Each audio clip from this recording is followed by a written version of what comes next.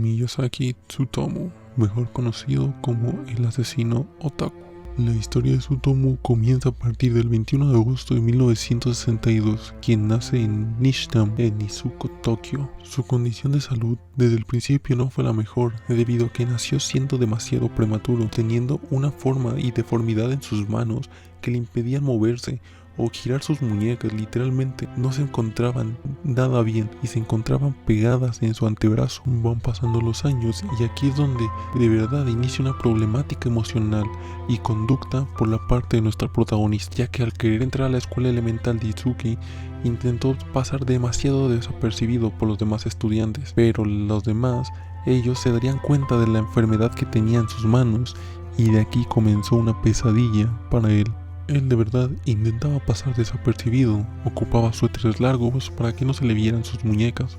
pero sus compañeros de verdad se dieron cuenta y terminaron de burlarse de él, haciéndole bullying y en sus manos ocasionándolo de que pues se aislara en todo momento y se quedara en las esquinas, y de verdad un bullying tremendo que recibió. Debido a todo el acoso, tiempo después se cambió de institución para cambiarse a la escuela secundaria Medai Nakano en Tokio, donde todo su proceso fue muy bueno, y no digo bueno, fue excelente. Debido a sus calificaciones, sus profesores lo consideraban un alumno estrella por sus calificaciones y su alto coeficiente intelectual, y esto se valora demasiado en Japón. Además de todo esto, también se debía porque sus padres constantemente lo presionaban para que fuese un buen estudiante y obtuviera buenas calificaciones. No obstante, ser reconocido por toda la escuela como un excelente alumno no perduró por mucho tiempo, ya que siempre existió demasiada inseguridad bajo él y su baja autoestima por lo que ocurrió anteriormente en el colegio anterior. Aunque él fuera el alumno excelente de toda la escuela, que sea el alumno estrella literalmente, debido a sus manos él tenía demasiada inseguridad, y añadiendo que siempre, pero siempre, al lado donde fuera, siempre recibía discriminación por la forma de sus manos. Esto le bajaba la autoestima demasiado. Esto llevó a que sus calificaciones de buenas bajaran a ser malas, malas y malas. Después de todo ese tiempo, por sus inseguridades se empezó a bajar aún más sus calificaciones. Debido a todo esto, los estudios ya le parecían bastante aburridos y literalmente empezó a refugiarse en el anime y en el manga.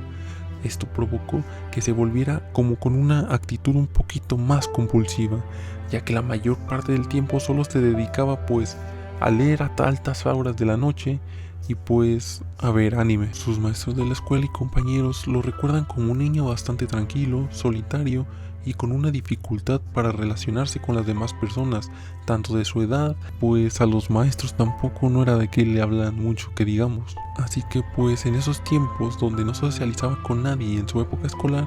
se dedicó a hacer bastantes ensayos donde expresaba cómo se sentía y sus deseos de vivir una vida normal como todos los demás, pero a pesar de ello, sus escritos fueron mal relacionados a culpar pues de que sus manos eran la culpa de que nadie quería hablar con él. Después de ser uno de los mejores estudiantes, empezó a decaer, como lo habíamos dicho, y esto trajo sus consecuencias debido a la hora de postularse a la Universidad de Meiji para estudiar la carrera de profesor de inglés.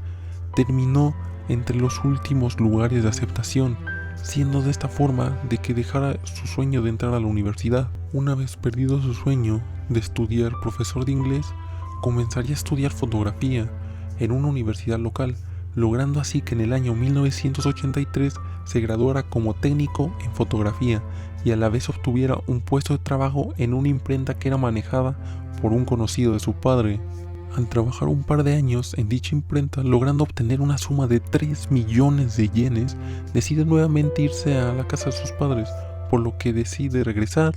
y se encontró y compartió habitación con su hermana mayor. Por otra parte, la relación con su familia, se podía mencionar que él nunca tuvo ninguna cercanía con su padre, con su madre, con sus hermanas, a excepción de su abuelo, que fue su única parte de apoyo que obtuvo de su familia. Literalmente durante toda su infancia su abuelo era el único que lo apoyaba. Una vez él ya crecido, él siempre consideró a su abuelo un modelo de seguir,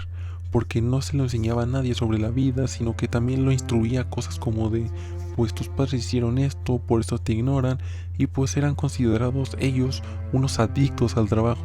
y nada más le exigían ser un buen estudiante para tener buen trabajo y poder mantener a una familia. Otro punto importante de Miyazaki es que tenía un complejo de inferioridad por su aparato reproductor masculino, ya que relata mayormente que sus compañeros lo consideraban con el aparato reproductor más delgado que un lápiz y más pequeño que un palillo de dientes. Esto provocó que literalmente tuviera más inseguridad en sí mismo, tuviera más dificultad al acercarse y tener contacto social con mujeres. Sin embargo, que a pesar de que no podía relacionarse aún así con el sexo femenino, esto no quisiera decir que él no tuviera ningún apetito sexual, por lo que muchas veces iba a partidos de tenis de universitarias para poderles tomar fotos entre la entrepierna y a jugadoras para poder utilizarlo para ustedes ya saben qué. Siendo así que al aburrirse de el método de consumir contenido para adultos, tanto como hentai, anime, manga y cosas reales, así que su actividad sexual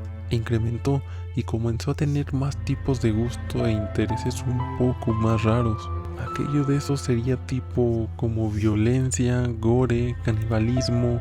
y pues eso no fue todo. También empezó a buscar y observar contenido infantil. Fue así como en mayo de 1988 surge como una de las mayores tragedias de su vida. Su abuelo, Shoki, fallece. El mayor apoyo de toda su vida, literalmente, fue muy dolorosa para él y muy depresiva, por lo que él nunca perdió a la persona que le daba cariño, le demostraba empatía y ocasionó algo en él que era demasiado literalmente inesperado. Al incinerar a su abuelo y tener las cenizas, Miyazaki empezó a comérselas, haciendo mención que lo había hecho para retener parte de él consigo. Todo esto llegó a tal grado de que se fuera alejando cada vez de su familia, y con ello un día se metiera al cuarto de baño para observar a una de sus hermanas, ocasionando que cuando su hermana se da cuenta y le está diciendo ¿qué estás haciendo?, le grita y le pide que se vaya del baño literalmente. No obstante, este no solo permitió que Tomasu se molestara y que golpeara la cabeza de su hermana contra la pared, sino que su madre, al enterarse de este incidente, simplemente le hiciera el comentario de que trabajara más y dejara de ver menos anime, y que también le agradecía que había hecho eso. Su primer asesinato fue el 22 de agosto de 1988, aproximadamente a las 3 de la tarde. Desaparece una niña de 4 años llamada Mari Kono, quien había salido de su casa en un complejo de apartamentos Hiruma en Saitama para ir a jugar con una de sus amigas. Es así cuando su padre espera su llegada y se da cuenta que ya pasada las 6:30 de la tarde, su hija no regresa a su casa. Marcando a la policía, reporta su desaparición en esa misma ciudad. Unas horas atrás, Mari se encontraba caminando cerca de los complejos de aquellos apartamentos hasta donde un sujeto con un Nissan Leaf se detiene a su lado, baja su vidrio del auto y le invita a subir, ofreciéndole ir a un mejor lugar, siendo así que una niña inocente aceptara la propuesta de un desconocido sin saber a dónde la llevaría. Así que se la llevó hasta el lado oeste de Tokio para dejar su auto bajo un puente Mushino y después llevarla a un sendero boscoso de la central Saitama, donde se hizo que se sentara unos minutos con él para después desnudarla y abusar sexualmente de ella y estrangularla. Le quitó toda la ropa a Mari hasta dejarla en posición de reposo, y al regresar de su auto con las prendas, dejándolas en un baúl, siguiendo con su segundo crimen, que fue el 3 de octubre de 1988, cuando conducía por la carretera de la prefectura de Saitama, cuando observó a Mashi Yokishigawa, de 7 años de edad, que la terminó de convencer para que se subiera a su auto para darle un paseo por la ciudad. Es así como que conduce hasta las colinas de Komine Pass, donde se había asesinado anteriormente a Mari Kono, para adentrar a la infante en un lugar boscoso, logrando entrar a Misami por detrás y asesinarla literalmente, igual como hizo con Kono. Miyazaki siguió con su modus operandi un año completo, pero hubo un asesinato que lo llevó al fin. Era el 6 de junio de 1989, al observar a una niña de 5 años caminar sobre el parque Arike, cerca de la bahía de Tokio, la infante con el nombre de Ako Namoto fue convencida para dejarse tomar unas fotografías, para que después él obligara a entrar a su vehículo, donde la condujo 800 metros para después asesinarla y envolviéndola con unas sábanas y dejándola en su maletero. Sin embargo, en esta ocasión Tsunobu no llevó a la joven víctima a la zona boscosa, sino más bien la llevó a su departamento, donde compró una cámara nueva, le tomó varias fotografías y videos en diferentes posiciones al cuerpo de la niña, después de masturbarse, siendo así que los próximos 2 días practicara la necrofilia y siguiera tomándole fotos. Sin embargo, el cuerpo de Ayako empezó a descomponerse, haciendo que Miyazaki lo decapitara, cortara manos y torso, abandonando este último en el baño de un cementerio y la cabeza en una pradera, conservando de esta forma las manos, bebiendo su sangre y comiendo partes de ella. A pesar de ello, temiendo de que las autoridades encontraran los restos, Miyazaki volvió a recogerlos para llevarlos a su departamento y quemarlos con la ropa para eliminar toda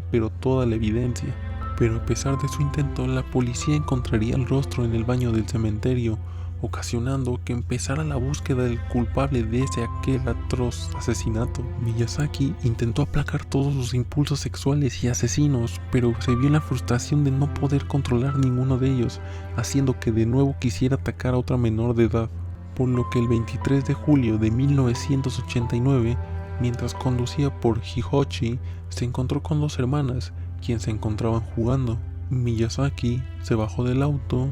se acercó a ellas y les ofreció que se tomaran unas fotografías para él, por lo que la hermana mayor salió corriendo asustada a buscar a su padre. No obstante, la hermana pequeña, al quedarse con Miyazaki, hizo caso que se desnudara para tomarle algunas fotografías, hasta que el padre de las niñas llegó en el momento exacto cuando intentaba insertarle el lente en su aparato reproductor de la menor. Miyazaki, al ver al padre, intentó corrió lo más rápido posible, pero el padre alcanzó a Miyazaki, lo derrumbó, pero mismo se volvió a zafar y se echó a correr, pero marchándose sin su vehículo. Pero más tarde, él volvió a recuperar su vehículo, pero ya se encontraban las autoridades policiales investigando al dueño del coche en sí mismo, y en ese momento lo detuvieron por el cargo de obligar a una menor a hacer actos indecentes. 17 días después de ser detenido, Miyazaki confiesa el asesinato de Namoto, debido a que el cráneo había sido encontrado al día siguiente, pero además de eso, reveló todos los demás asesinatos que había hecho, como el de Mari Kono, Erika Namba, y hasta el 6 de septiembre fue encontrado el cuerpo de Yoshizawa en una bolsa de basura en Itsuchiki. Posteriormente, la policía registró el apartamento de Miyazaki, donde encontraría más de 6.000 cintas de video de anime violento y gore. También de ahí lo apodaron el asesino otaku. Su familia, después de enterarse de todo lo ocurrido, se rehusaron a pagar la defensa legal. El juicio contra Miyazaki fue ser sentenciado a la pena de muerte en la horca, pensado aproximadamente 15 años antes de que se aplicara su condena, pero a pesar de ello, él pidió reducir su cadena, pero pues ya no tenía nada que hacer. Fue sentenciado a la pena de muerte. Él pedía literalmente ser asesinado con la inyección letal, debido a que le tenía profundamente miedo morir ahorcado. Pero mientras estuvo en la cárcel, él siguió leyendo cómics y manga, y mirando un poco de anime en una pequeña habitación que tenía en la celda. Pasaron los años, y el 17 de enero del 2006 se siguió manteniendo la misma sentencia, así que el 17 de junio del 2008,